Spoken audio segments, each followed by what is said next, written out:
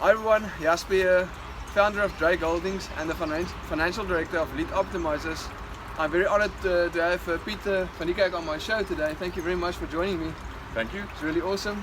It's very close to our office and to our home here in Joostenbergvlakte, and we run a very successful business, Cape Garden Center, and I asked him to just give us a few ideas of what they do here at the Cape Garden Center. Okay, great. Jasper, thank you so much, and it's an honor to be on your show. Thank you so much. I've watched some of your programs, very inspiring. I started Cape Garden Center, and when I say we're part of a family business, so the credit has to go to all my family and of course all the staff. But we started Cape Garden Center in 1996 as a small little building here in the one corner. The 6 staff that built the place with me were actually living on site, and so we started it very small, and we just left it to grow. Well, we didn't have an option. We didn't have the money, so it just had to grow over the years organically, and we're quite proud and happy for where we've come. And don't you agree that sometimes a business that grows organically is actually, you can control it much better than sometimes if a business grows too fast, you tend to sometimes run into cash flow problems just because you do that. That is my motto. I am super conservative. So I'll use what I make today to do something tomorrow. I don't like extending myself. So if you're in a hurry, you can get stuck.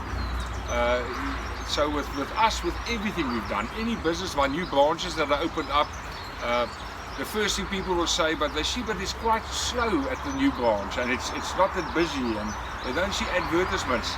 And I always say to them, I open them up slowly, and then I know that 5-6 years from now they've grown into what their potential is.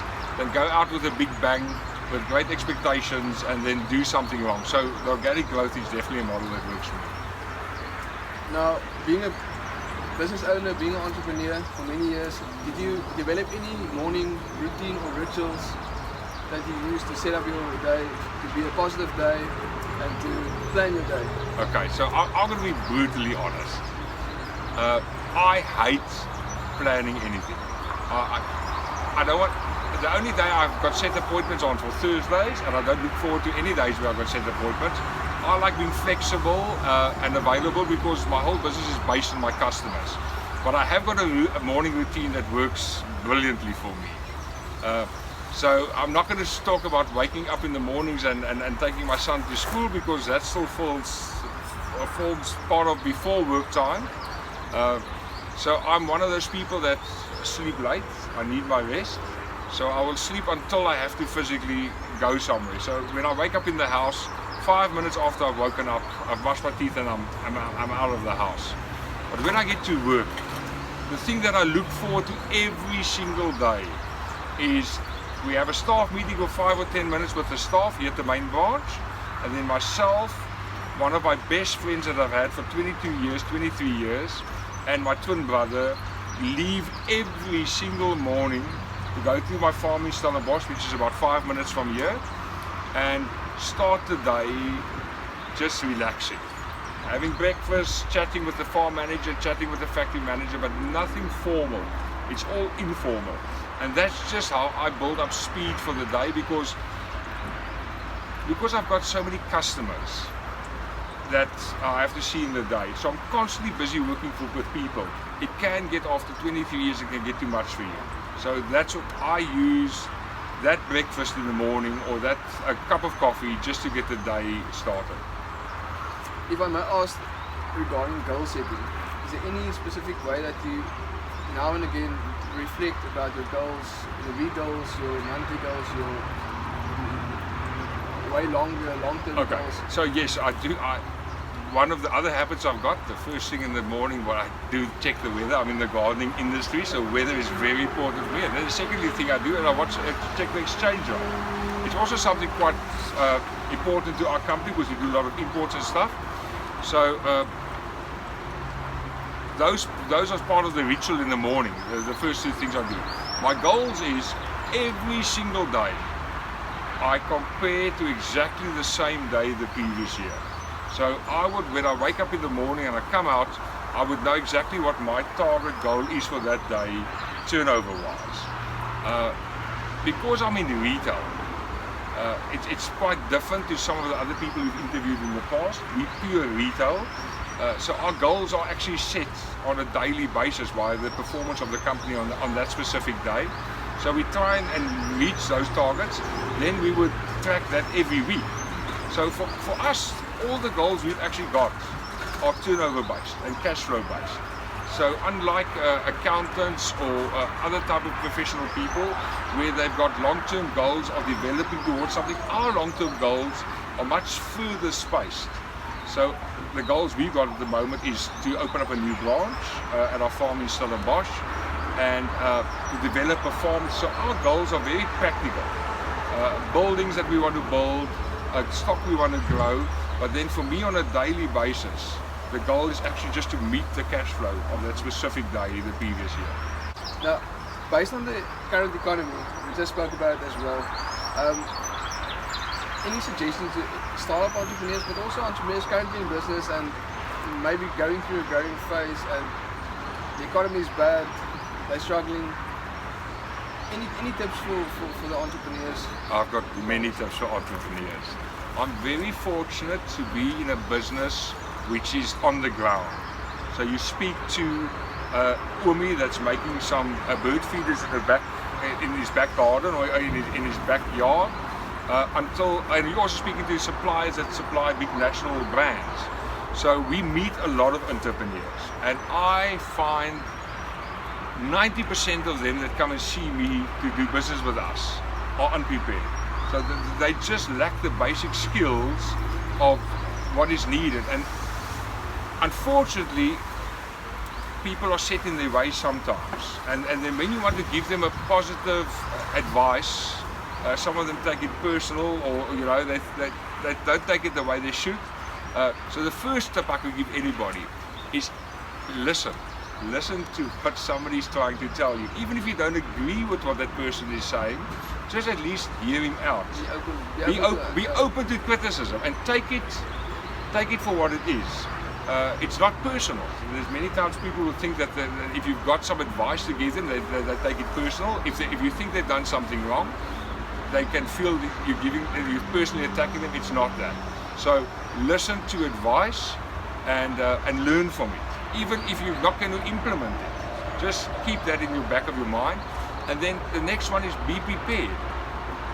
We would have so many new entrepreneurs coming to see us, and we'd ask them the most basic questions and things you'd think they would think through, and they're not prepared for that.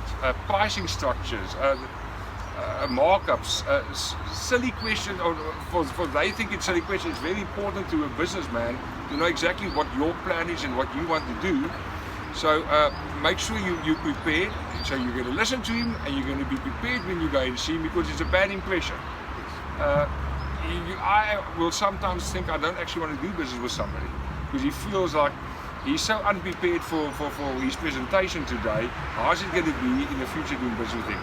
And the third one, and that's pretty crucial. Don't run before you can walk. Think and ask basic questions.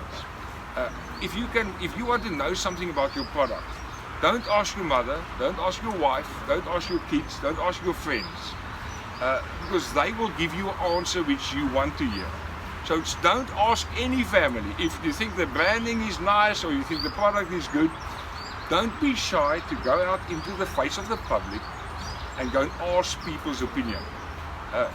It's exposing yourself to sometimes what you don't want to hear, but that's the most important thing I can say to any person. Go out there, show the people what you want to do. If you have to explain too much of what the product is you're selling, you've got a problem already. So just make sure that you speak to people, and don't be, some people are scared somebody's going to copy them. Yeah. So they'll rather want to keep this big secret back. Don't. Show it out there, and because otherwise you could spend a lot of money. And before you spend money, don't spend money. Don't spend money. Advice is free. People's opinions are free. Don't spend the money. Do the printing, develop the product until you've got everybody's opinion. Can I just ask you lastly, if I need to ask you any 2 books that an entrepreneur need to read, what comes to mind? Okay.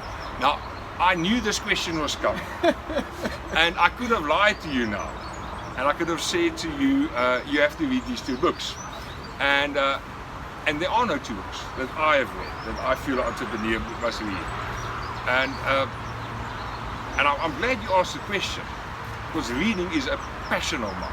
I devour books, and I have read some books. But after about 4 or 5 pages, I get a bit lost when I don't agree with the person trying. Inspirational videos like this, I hope it's inspirational to somebody, but they must be honest, and they must be face to face, and they must be person to person. I feel that when people write books, they can hide behind a storyline, or they can hide behind the jargon, and then when I want to ask a question, because that's part of my habit, I want to immediately, after the first 5 pages, I actually want to ask the author, why are you saying that? And because he doesn't give you the opportunity to do that, I would lose interest, because I don't get the response, and I can't continue having this conversation because it's one-sided according to me. So I must be honest with you, there are no 2 books that I've read that are, I would say everybody out there should read. But reading, I would say everybody should do. It just releases the mind and takes the stress away. Thank you very much. I appreciate your feedback and had the conversation today with you. And yeah, I'm looking forward to see you many times at Cape Garden Centre. I think I abuse your restaurant a lot, bring clients here. So thank you very much. Good. And then Jasper, I would like to now add something on. You can edit it out if you want to at the end. You are inspiration to me. So if you ask me where do I get inspiration, it's the people I meet, and I take something from everybody, and that's actually what a person must do. Don't look at the negative in a person, because then you may forget to see the good what the person's got. And there's a lot of things that from the first day I met you, and your wife, I must say, you've got an amazing wife and wonderful kids, but there's an energy that certain people give off. And that energy is free for all of us to feed on, because if that person's got so much energy, it just rubs off on you. So if you come upon somebody like yourself, like me, I've come upon you, feed off that positive energy. It's out there, it's free, you're giving it. So thank you so much. You don't have to thank me.